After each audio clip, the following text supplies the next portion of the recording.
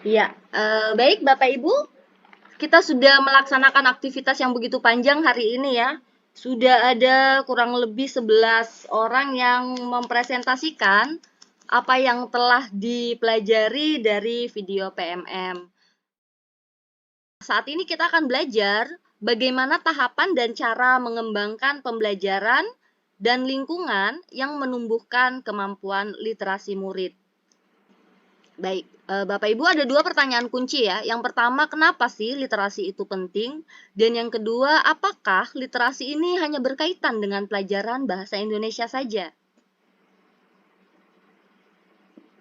Nah, kita lihat nih kasus yang terjadi di sekolah. Yang sering terjadi, kemudian yang kedua, kasus yang sering terjadi adalah saat siswa menjawab pertanyaan, kalau jawabannya ada di buku, dia akan lebih mudah menjawab daripada saat kita meminta jawaban menurut pemahaman mereka sendiri.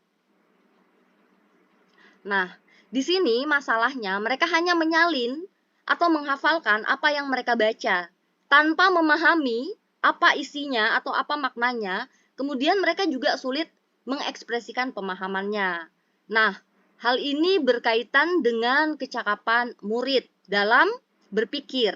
Nah, ini juga yang terjadi saat kita saat ini kita akan belajar bagaimana tahapan dan cara mengembangkan pembelajaran dan lingkungan yang menumbuhkan kemampuan literasi murid. Kita tuliskan di dalam satu PPT yang kita buat gitu. Kemudian kadang juga kita memahami apa isinya, tapi kita tidak bisa menuliskan di dalam PPT yang kita buat. Next, Ibu. Oke, sekarang bagaimana caranya supaya anak-anak itu bisa memahami inti pelajaran atau makna dari ilmu yang diberikan, kemudian mereka juga bisa mengekspresikan pemahamannya. Ya tentu saja kita sebagai guru kita harus memfasilitasi murid untuk mengeksplorasi beragam teks bacaan, dan ini berlaku untuk setiap mata pelajaran. Apa saja kegiatan eksplorasi teks bacaan? Yang pertama adalah membaca, kedua menyimak, ketiga memirsa, keempat berbicara, kelima presentasi, dan keenam menulis. Oke, kapan keenam kegiatan ini bisa dilaksanakan? Pada saat proses pembelajaran. Jadi saat dia berdiskusi, saat dia menjawab pertanyaan, menjelaskan, mempresentasikan, atau saat mereka menuangkan apa yang mereka pahami melalui berbagai media, misalnya menggambar ataupun menulis. Nah, di sini ada 3 area penerapan strategi penguatan literasi. Kita masuk ke area yang pertama ya, program ramah literasi.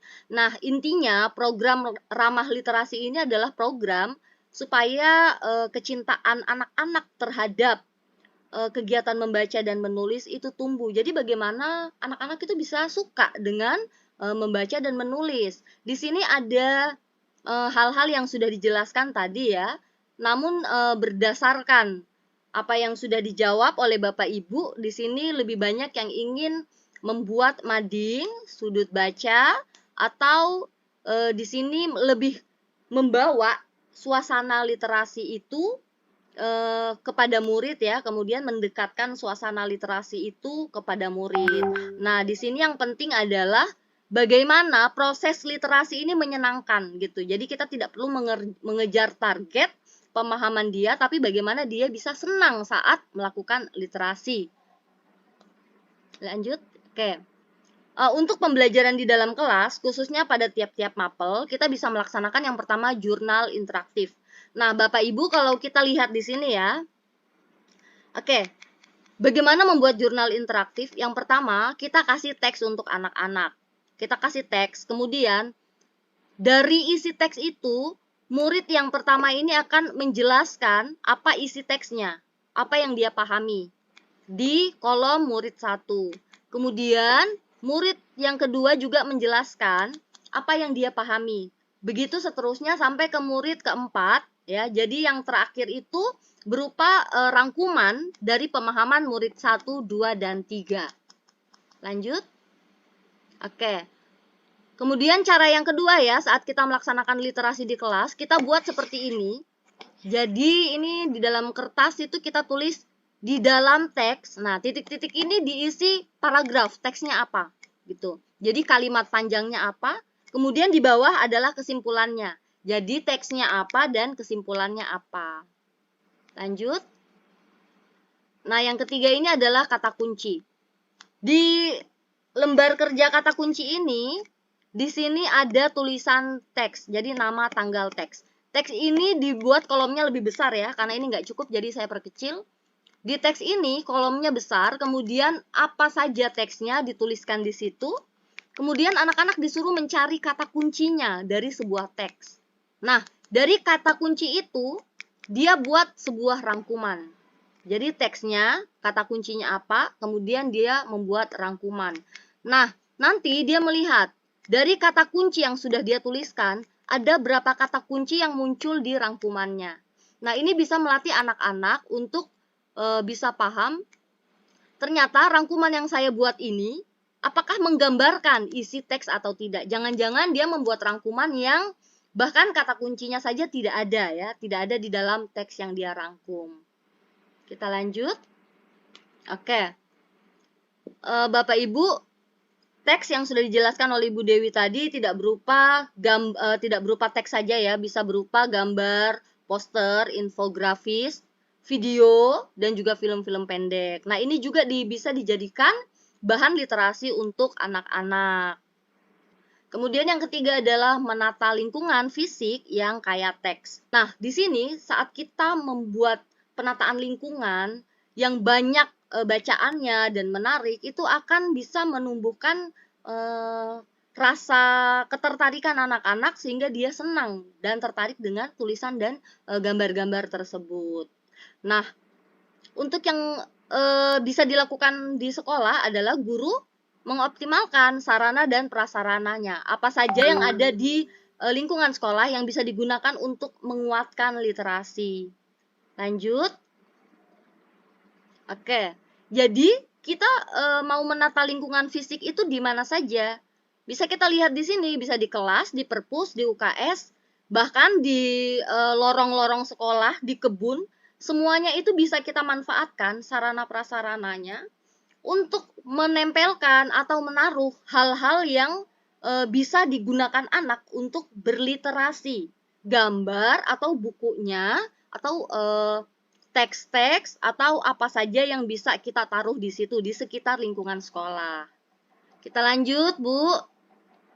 Oke, kita lihat di sini ya. Jadi di sini bisa kita lihat kalau di kantin itu ada poster tentang gizi seimbang. Kemudian di gerbang sekolah itu bisa ada tulisan tentang visi misi, ucapan selamat datang.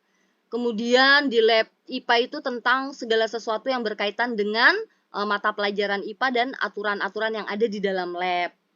Kemudian saat kita ingin melaksanakan program literasi untuk anak, bukan berarti kita harus menyuruh, terus-terusan menyuruh dengan tagihan ya kepada anak-anak. Kita bisa saja menebarkan tulisan itu di mana-mana atau gambar itu di mana-mana, sehingga ide-ide tentang literasi ini tidak terbatas ya. Kita lanjut. Nah, Bapak Ibu, jadi ini adalah tugas kita di akhir aktivitas ini. Jadi tugas kita adalah masing-masing guru membuat jenis karya tentang penataan fisik yang menarik untuk menumbuhkan kesenangan membaca. Nah, nanti Bapak Ibu, seperti pada gambar ini, anggaplah ini satu lembar kertas asturo atau kertas manila. Kemudian Bapak Ibu menempelkan tentang apa saja informasi-informasi yang berkaitan dengan mata pelajaran masing-masing. Jadi karena kertas asturo itu besar, izin Bapak Ibu. Oke. Kertas asturo itu besar ya. Besar sehingga nggak kelihatan ya. Oke. Besar sehingga nanti di sini ada beberapa karya. Mungkin kalau matematika, mungkin rumus apa di sini, kemudian di sini mungkin konversi berat atau konversi panjang, kilometer, hektometer bisa juga ditaruh di sini.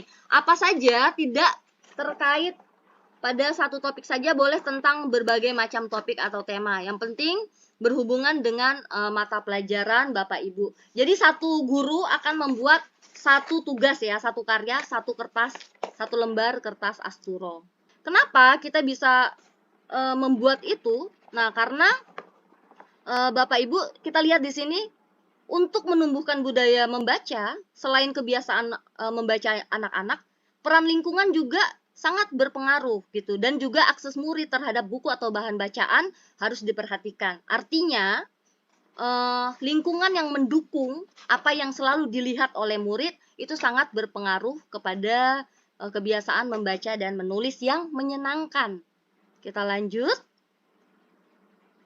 Nah, di sini kita berusaha menumbuhkan minat baca anak-anak karena mereka tidak bisa dengan mandiri akan terbentuk minatnya atau kesukaannya terhadap membaca. Dia butuh dukungan dari orang yang ada di lingkungan tempat tinggalnya dan juga kita, guru yang ada di lingkungan sekolah. Bagaimana meningkatkan minat baca anak-anak? Kita tumbuhkan dulu minatnya dari dalam. Kemudian kita rancang aktivitas yang menyenangkan sehingga dia akan terdorong untuk melakukan literasi sendiri tanpa disuruh gitu. Mungkin itu saja ya pemaparan saya untuk menutup aktivitas kita di hari ini. Untuk Bapak Ibu, apakah ada pertanyaan tentang konsep penguatan literasi ataupun tugasnya? Bapak Ibu, saya tutup aktivitas kita di hari ini ya. Terima kasih atas kesediaan Bapak Ibu untuk berpartisipasi dan juga memberikan waktunya.